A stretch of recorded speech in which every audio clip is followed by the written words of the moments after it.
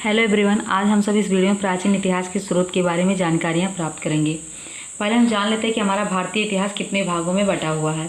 तो हमारा भारतीय इतिहास 3 भागों में बटा हुआ है। पहला है प्राचीन भारत, दूसरा है मध्यकालीन भारत और तीसरा है आधुनिक भारत। प्राचीन भारत को के स्रोतों को 3 भागों में बांट दिया गया है, जिनके द्वारा हमें प्राचीन इतिहास के बारे में जानकारियाँ प्राप्त होती हैं। पहला है साहित्यिक साक्ष्य, दूसरा है विदेशी यात्रियों का विवरण और तीसरा है पुरातत्व संबंधित साक्ष्य। आज हम सब इसी वीडियो में इसी स्रोतों के बारे में विस्तृत रूप से जानकारी प्राप्त करेंगे। चलिए देख लेते हैं साहित्यिक साक्ष्य। साहित्यिक साक्ष्य को 2 भागों में बांटा गया है। पहला है धार्मिक साहित्य, दूसरा है लौकिक साहित्य। अब धार्मिक साहित्य को भी 2 भागों में बांट दिया गया है, ब्राह्मण और ब्राह्मणेतर।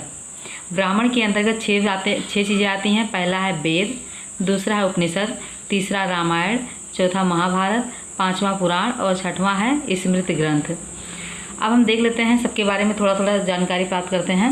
वेद की संख्या 4 है, इसमें है ऋग्वेद, सामवेद, यजुर्वेद और अथर्ववेद। ऋग्वेद जो है सबसे प्राचीन वेद माना जाता है। अब देख लेते हैं उपनिषद। उपनिषद की संख्या 108 है, जिसमें ईश, केन, कंठ, मांडुक्य आदि आते हैं। अब हम देख लेते हैं रामायण के बारे में। रामायण महर्षि वाल्मीकि के द्वारा रचित हुआ है, जिसमें 24,000 श्लोक हैं। अब हम देखते हैं महाभारत के बारे में। महाभारत जो है वो महर्षि व्यास के द्वारा रचित हुआ है, जिसमें 1,00,000 श्लोक हैं। और पुराण जो है जिसमें 18 पुराण हैं। और स्मृति ग्रंथ जो है ये वेदों के नीचे का दर्जा प्राप्त करता है, मतलब ये वेदों से कम महत्व है इसका। लेकिन हर जगह स्मृति ग्रंथ को ही पढ़ा जाता है, क्योंकि वेद थोड़ा कठिन है, इसी वजह से स्मृति ग्रंथ को पढ़ा जाता है। इन सभी के द्वारा हमें प्राचीन इतिहास के बारे में जानकारियाँ प्राप्त होती हैं। अब ये तो रहा ब्राह्मण के बारे में। अब हम ब्राह्मणेतर के बारे में जान लेते हैं। ब्राह्मणेतर के अंतर्गत क्या क्या आता है, देखते हैं। ब्राह्मणेतर के अंतर्गत यहाँ देखते हैं, ब्राह्मणेतर के अंतर्गत दो चीज़ें आती हैं। पहला है बौद्ध साहित्य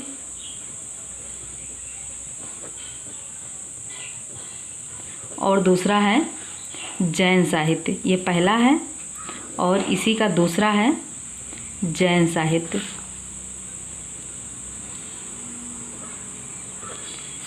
बौद्ध साहित्य को त्रिपिटक भी कहा जाता है। बौद्ध साहित्य को त्रिपिटक भी कहा जाता है। अब ये त्रिपिटक कौन कौन से हैं इसको भी जान लेते हैं। त्रिपिटक हैं, पहला है सुत्त पिटक और दूसरा है विनय पिटक और तीसरा है अभिधम्म पिटक। इस तरह से इन तीनों के द्वारा हमें जानकारियाँ प्राप्त होती हैं। और अब जान लेते हैं जैन साहित्य के बारे में। जैन साहित्य को आगम भी कहा जाता है और ये आगम 12 हैं। इन सभी के द्वारा हमें प्राचीन इतिहास के बारे में जानकारियाँ प्राप्त होती हैं। अब हम बात करते हैं विदेशी लौकिक साहित्य के बारे में, क्योंकि हमने पढ़ा कि साहित्यिक साक्ष्य को 2 भागों में बांटा गया, धार्मिक साहित्य और लौकिक साहित्य। जिसमें धार्मिक साहित्य के अंतर्गत ब्राह्मण और ब्राह्मणेतर आते थे, जिसमें हमने ब्राह्मण में जाना कि 6 चीज़ें होती हैं जिनके द्वारा हमें जानकारियाँ प्राप्त होती हैं। और ब्राह्मणेतर में हमने पढ़ा 2 बातें होती हैं, जैसे बौद्ध साहित्य और जैन साहित्य। इन सब के बारे में हमने जान लिया। अब हम बात करते हैं लौकिक साहित्य की। लौकिक साहित्य के अंतर्गत क्या क्या आता है। लौकिक साहित्य के अंतर्गत कई सारी बातें आती हैं, जिसके द्वारा हमें भारतीय इतिहास की जानकारियाँ प्राप्त होती हैं। देख लेते हैं क्या क्या आता है। पहला है ऐतिहासिक ग्रंथ। ऐतिहासिक ग्रंथ पढ़ करके हमें भारतीय इतिहास के बारे में भी जानकारियाँ मिलती हैं।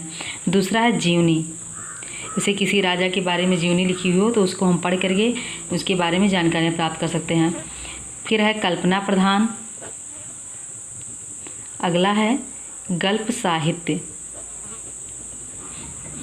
ये लौकिक साहित्य के अंतर्गत आता है, जिसके द्वारा हमें भारतीय इतिहास के बारे में जानकारियाँ प्राप्त होती हैं। अब हम बात करते हैं विदेशी यात्रियों के विवरण के बारे में।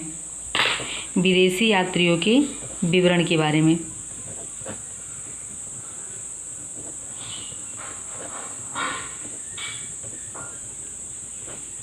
विवरण के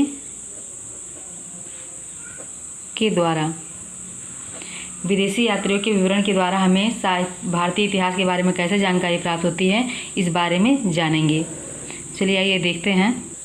प्राचीन काल में अलग अलग देशों से यात्री लोग घूमने आते थे, जिन्हें हम 4 भागों में बांट सकते हैं, जिनके द्वारा हमें भारतीय इतिहास के बारे में जानकारियाँ प्राप्त होती हैं। तो हम देख लेते हैं कौन कौन से भागों में बांट सकते हैं। पहला है यूनानी रोमन लेखक।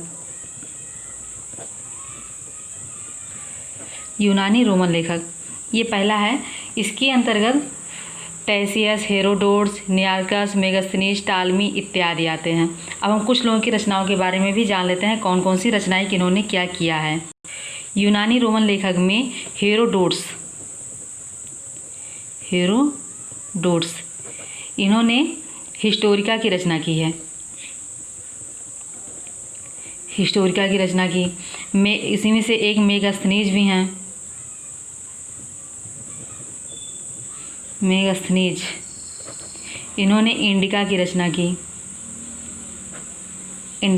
की थी। टालमी भी हैं जिन्होंने भूगोल की रचना की इत्यादि। इस तरह के यूनानी रोमन लेखक हैं। अब हम बात करते हैं चीनी लेखक के बारे में। चीनी लेखक के अंतर्गत फायान, ह्वेनसांग, इसिंग इत्यादि आते हैं। तो हम इनके बारे में भी कुछ रचनाएं देख लेते हैं। देखते हैं फायान ने क्या रचना की थी। तो फायान ने फो क्यो की रचना की थी। उसी में से एक है ह्वेनसांग भी। ह्वेनसांग इन्होंने सी यू की रचना की थी। की रचना की थी। और एक इत्सिंग भी हैं, इन्होंने भी रचनाएं की हैं। इन सभी रचनाओं के द्वारा हमें भारतीय इतिहास के बारे में जानकारियाँ प्राप्त होती हैं।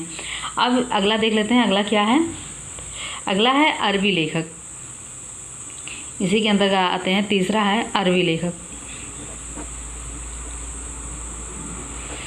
अरबी लेखक के अंतर्गत कौन कौन से आते हैं? तो अरबी लेखक के अंतर्गत अलबरूनी, सुलेमान, अल मसूदी इस तरह से आते हैं। अब हम देख लेते हैं इनकी में से भी कुछ रचनाएं। जैसे अलबरूनी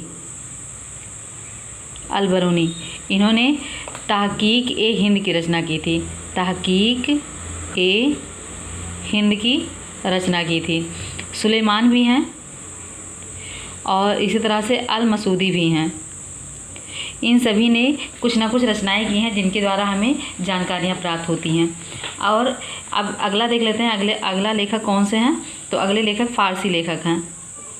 फ़ारसी लेखक इसमें फिरदौसी, रशीदुद्दीन, अली अहमद, अबू फजल इत्यादि आते हैं। इनमें से भी कुछ की हम जानकारियाँ प्राप्त कर लेते हैं।